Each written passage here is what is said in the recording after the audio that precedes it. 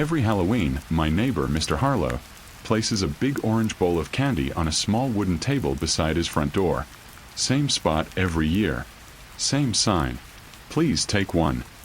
Kids love him because he gives away full-sized candy bars, not the cheap tiny ones. He's kind of a legend in our neighborhood, even though none of us have ever seen him hand out the candy himself. He's strange in his own silent way. Never waves. Never talks. Always keeps his blinds down.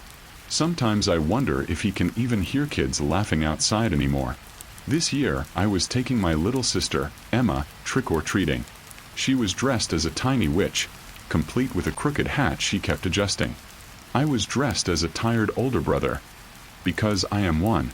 We hit every house on our street.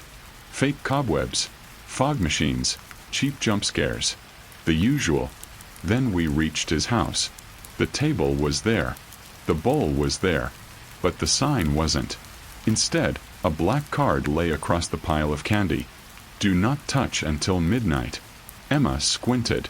Maybe he wants kids to wait so everyone gets some? I had a bad feeling growing in my chest, but I didn't want to sound paranoid. Yeah, maybe. Let's just skip it. Too late. She giggled and reached in. The moment her fingers brushed a candy wrapper, the bowl screamed. Not a mechanical sound. Not a prank toy.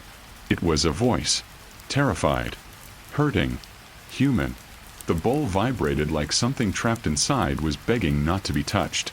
Emma yelped and stumbled backward into me. We bolted off the porch. Halfway down the sidewalk, she grabbed my arm. What was that? Tell me you heard that. I did, I whispered. Don't go near it again. She nodded, but I could tell she was still thinking about those candy bars.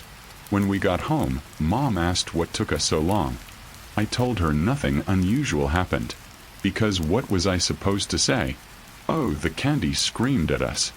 She would have taken away Emma's Halloween candy and probably given us a lecture about junk food possession. Night fell. We dumped out our pillowcases of candy and sorted by best stuff, trade with sister, and DW, who likes almond joy. That distracted Emma for a while, until she whispered. I think the candy was crying. Her voice was so small I almost missed it. I didn't know what to say. I just told her to go to bed. Later, past 11:30, I sat in my room playing a game, trying to forget, trying to pretend life was normal. Then, knock, knock. I froze. Who the hell knocks past midnight? Slow, weak, dragging knuckles. Like the visitor barely had the strength. I walked toward the front door quietly. Everyone else in the house was asleep. The street was dead silent. Another knock. Softer this time. I leaned into the peephole. A hand. Just a hand. Grayish.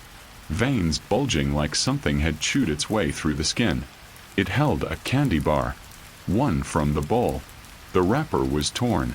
Something dark smeared across the edges. I backed away, heartbeat sprinting. A voice whispered through the door. Return what you took. I didn't even take anything. Emma did. Then came scratching. Slow. Persistent. Right against the door. I could picture fingernails dragging across the wood. I ran to my room and hid under the covers. Yes, I'm too old for that, but the dark felt safer than the truth. The next morning, everything was quiet. Sun made the hallway seem normal again. Mom made waffles. Emma watched cartoons. I tried to forget. Then police cars blocked the street. Officers surrounded Mr. Harlow's house. Yellow tape. Reporters.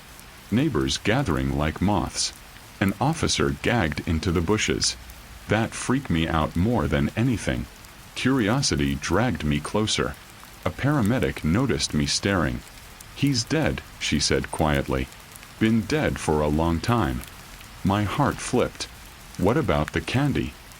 The medic swallowed hard. You didn't touch any, did you? No, I lied instantly. She looked relieved but still shaken. That bowl was full of remains. She said remains like the word tasted poisonous. Human teeth mixed into the chocolate. Fingers. inside some bars. We think he processed people into it. My stomach twisted. Emma's face flashed in my mind. I rushed home, burst through the door. Emma was at the table, happily eating a Reese's cup. I knocked it from her hand so fast she screamed. "What are you doing?" she cried. Mom yelled at me. I didn't care. I checked the wrapper. There, smeared under the chocolate, a thumbprint, still attached to a tiny piece of skin. Emma stared at me angrily, not understanding the danger she just put in her mouth. That night, I threw away every piece of candy from the bowl. I scrubbed my hands raw. Later, when everyone slept, I found something placed gently on my doorstep.